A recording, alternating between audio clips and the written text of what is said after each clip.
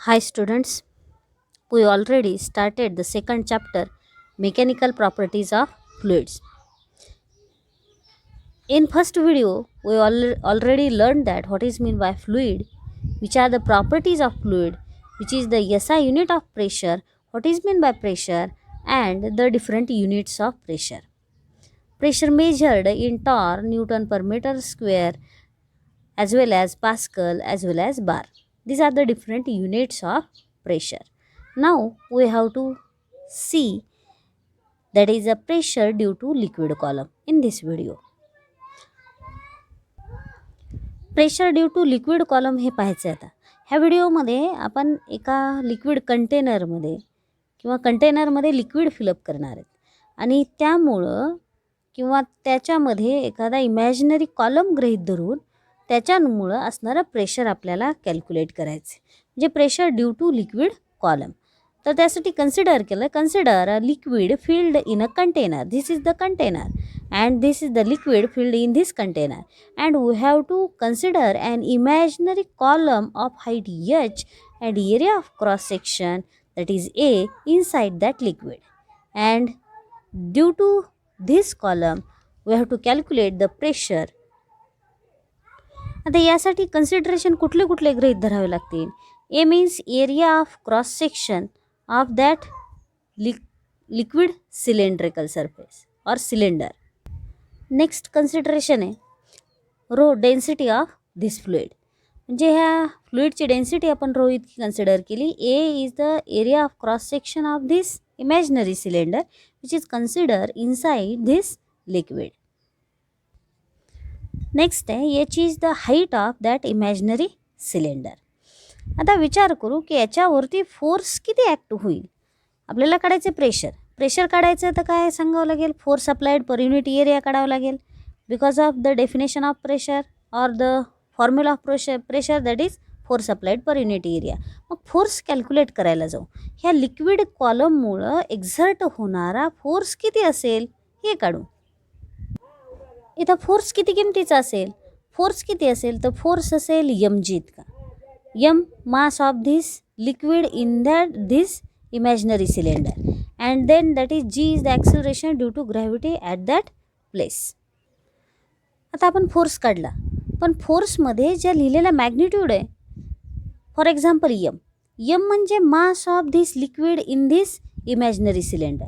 आता जर आपल्याला ह्या इमॅजिनरी सिलेंडरमध्ये एवढ्याच पार्टचं किंवा एवढं जे लिक्विड आहे ह्या सिलेंड्रिकल शेपमध्ये असणारं, तर त्याचंच मास काढायचं, तर असं सहजासहजी आपण कोणाचं मास काढू शकतो, कंप्लीट लिक्विडचं. ह्या सिलेंड्रिकल सरफेसचं काढता येईल का, किंवा सिलेंड्रिकल शेपमध्ये असणाऱ्या तेवढ्याच लिक्विडचं काढता येईल का. त्यासाठी आपल्याला कुठला फॉर्मॅट वापरावा लागेल, डेन्सिटीचा. म्हणजे तेवढ्याच पार्ट्सचा आपल्याला काय करावं लागेल, मास काढता येईल. मग ते काढण्यासाठी आपण डेन्सिटीचा फॉर्मॅट गृहीत धरू. डेन्सिटीचा फॉर्म्युला आला पाहिजे. आता डेन्सिटीचा फॉर्म्युला काय, डेन्सिटी इज इक्वल टू काय लिहितो आपण, density is equal to mass upon volume. म्हणजे आता याच्यामध्ये हे मास आपल्याला कॅल्क्युलेट करायचं आहे. ह्या सिलेंड्रिकल शेपचा किंवा त्या लिक्विड शेपचा आपल्याला व्हॉल्यूम काढता येईल. मग त्यासाठी डेन्सिटी इज इक्वल टू, पुन्हा सेकंड फॉर्मॅटमध्ये फॉर्म्युला लिहू. डेन्सिटी इज इक्वल टू काय लिहू शकतो आपण, मास अपॉन व्हॉल्यूमच्या ऐवजी, म्हणजे व्हॉल्यूम म्हणजे काय, एरिया इनटू दॅट हाईट. इथं सध्या हाईट आहे त्यामुळं आपण काय लिहिलं, एरिया इंटू हाईट. मग ह्या फॉर्म्युल्यामध्ये मॅग्निट्यूड टाकू. मास किती कन्सिडर, डेन्सिटी गृहीत धरली आपण रो इतकी आहे, मास एम कन्सिडर केलं, that is area into height. M is equal to or the mass of that liquid column is equal to rho into area into height असं mass येईल. पण कशाचं येईल, जो लिक्विड कॉलम आहे, आपण जो हा लिक्विड कॉलम गृहीत धरला आहे एवढ्याच लिक्विड कॉलमचं, का तर तेवढ्याचीच आपण हाईट घेतली, त्याचाच एरिया घेतला. म्हणजे आपण काय सांगू शकतो, this is the mass of this liquid in the of that cylindrical shape inside that liquid which has height H and area of cross section that is a. Mass तर calculate करून घेतलं. आता काय करू, हे मास कशामध्ये ठेवू, force is equal to M जीमध्ये. Then again force is equal to एमच्या रिप्लेसमेंटमध्ये आपण हे मासची मॅग्निट्यूड लिहिली, rho density into area into height into mg आपण लिहिलं, तिथं g लिहावं लागेल. ही झाली फोर्सची मॅग्निट्यूड. पण किती फोर्स? ह्या लिक्विड जो कॉलम आहे, ह्या लिक्विड कॉलममुळे ज्याची हाईट h आहे, ज्याचा एरिया e आहे, ह्या लिक्विड कॉलममुळे अप्लाय केला गेलेला फोर्स काढला आपण. आता काढूयात प्रेशर. आता प्रेशरचा फॉर्म्युला सांगा. प्रेशर इज इक्वल टू काय लिहिलं आपण? प्रेशर इज इक्वल टू लिहितो. Pressure is equal to force applied per unit area. That is force applied per unit area म्हणजे फोर्सची मॅग्निट्यूड लिहिली, rho into area into h into g. This is the force applied due to that liquid column and then upon area gets cancelled and therefore pressure is equal to rho hg. This is the formula of pressure, or the pressure which is exerted due to that liquid column which have height h, the liquid have density rho and acceleration due to gravity at that place, that is g. This is the formula for the pressure exerted by that liquid column. आता हे pressure कशावरती अवलंबून आहे? Pressure अवलंबून आहे हाईटवरती. Pressure depends on the density of that fluid or the liquid. Again acceleration due to gravity at that place. Means this pressure depends on these three factors. Means after increasing height, pressure also increases. After increasing density of that liquid, pressure also increases. And also increase in acceleration due to gravity, pressure also increases. These are the factors on which the pressure of that liquid column depends.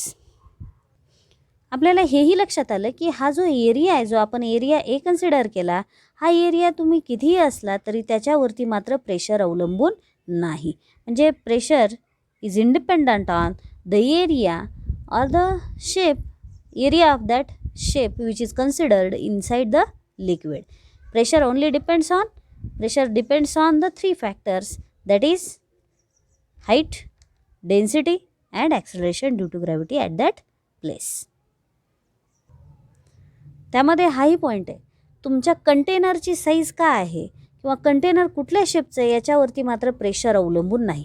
This pressure is only depend on the height म्हणजे आपण त्या liquid कंटेनरमध्ये consider केलेला एक shape आहे ज्याची height h consider केली.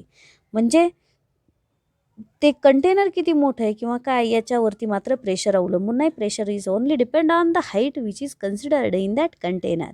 आपण तो शेप कन्सिडर केला, सिलेंड्रिकल शेप, ज्याच्या जेवढं लिक्विड आपण कन्सिडर केलं ते याची इतक्या हाईटचं होतं. आणि डेन्सिटी ऑफ दॅट लिक्विड, हे सगळं रेस्ट कंडिशनला आहे. म्हणजेच हा जो फॉर्म्युला आहे, pressure exerted by a fluid at rest is independent on the shape and size of the container.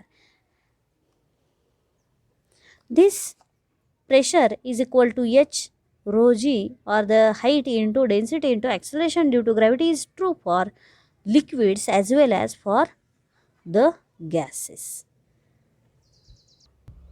Next term आहे ॲटमॉस्फेरिक प्रेशर. कशाला म्हणायचं? आता ॲटमॉस्फेरिक प्रेशर कशाला म्हणायचं त्यासाठी आपण हे सांगतो की ॲटमॉस्फिअरमध्ये नेमकं काय. अर्थचं ॲटमॉस्फिअर हे पूर्ण फ्लुइड जे एअर आहे त्यांनी फिलअप झाले. म्हणजेच earth's atmosphere is made up of fluid namely that is air. मग त्या एअरनी जे प्रेशर डाऊनवर्ड डायरेक्शनने किंवा एअरनी जो फोर्स एक्झर्ट केला आहे, हवेमुळं असणारा फोर्स आणि त्या फोर्समुळं असणारं प्रेशर, त्याला म्हणतो आपण atmospheric pressure. Air exert downward force due to the weight. एअरला वेट आहे, जरी आपल्याला वाटत असेल ती निग्लिजिबल आहे वेटची, पण एअरला वेट आहे. Air exerts downward force due to the weight, and the pressure due to this force is called as a atmospheric pressure. And this is called as atmospheric pressure, means the pressure exerted by the air is called atmospheric pressure. आता हे atmospheric प्रेशरमध्ये म्हणजेच एअरमुळं असणारं pressure आहे. मग air जर कमी कमी होत गेली तर, त्याची डेन्सिटी कमी कमी होत गेली तर ऑटोमॅटिकली प्रेशरसुद्धा कमी होत जाणार आहे. म्हणजे हे क्लिअर आहे की पृथ्वीच्या सरफेसवरती ॲटमॉस्फेरिक प्रेशर जास्त आहे आणि जसजसं आपण हाईटवरती जाल तसतसं म्हणजेच पृथ्वीच्या सरफेसपासून आपण सर्टन हाईटपर्यंत जाल किंवा हाईट इन्क्रीज करत जाऊ, तसतसं ॲटमॉस्फेरिक प्रेशर डिक्रीज होत जाणार आहे. The atmospheric pressure is highest at the surface of the earth and at sea level and decreases as we go above the surface as the height column of air above decreases. त्याने next definition दिली normal atmospheric प्रेशरची. Normal atmospheric pressure म्हणजे काय? Atmospheric pressure at sea level is called as a normal atmospheric pressure. The density of air decreases with increase in height beyond the height 8 kilometre, म्हणजे 8 किलोमीटरच्या वरती surface, पृथ्वीच्या सरफेसच्या वर. तर atmospheric म्हणजेच जर त्याची एअरची डेन्सिटी कमी होत जाते, तर 8 किलोमीटरपर्यंत आपण काय करतो, ॲटमॉस्फेरिक प्रेशर कन्सिडर करतो किंवा तिथपर्यंत त्याची मॅग्निट्यूड आहे. त्याच्या पुढं atmospheric pressure beyond that 8 kilometre is negligible. The region where gas pressure is less than the atmospheric pressure is called vacuum. म्हणजे व्हॅक्यूम म्हणजे निर्वात पोकळी म्हणतो आपण. निर्वात पोकळी कधी म्हणतो? ज्यावेळेस ॲटमॉस्फेरिक प्रेशरपेक्षा तिथं अशा ठिकाणचं प्रेशर जिथं कमी आहे त्याला काय म्हटलं जातं? व्हॅक्यूम किंवा निर्वात पोकळी असं म्हटलं जातं. हे होतं प्रेशरच्या बाबतीत. ॲटमॉस्फेरिक प्रेशर कशाला म्हणायचं किंवा ॲटमॉस्फेरिक प्रेशरची कन्सेप्ट. त्यानंतर नॉर्मल ॲटमॉस्फेरिक प्रेशर कधी असेल? सी लेवलला आपण 8 किलोमीटरपर्यंत नॉर्मल ॲटमॉस्फेरिक प्रेशर म्हणतो. Beyond that there is a negligible magnitude of that atmospheric pressure because of the density of air goes on decreasing. ह्या काही नेक्स्ट टर्म होत्या. पुढील व्हिडिओमध्ये आपण नेक्स्ट व्हिडिओमध्ये ॲब्सोल्यूट प्रेशर ही कन्सेप्ट पाहणार आहेत. तर पाहूयात पुढचा व्हिडिओ ॲब्सोल्यूट प्रेशरसाठी.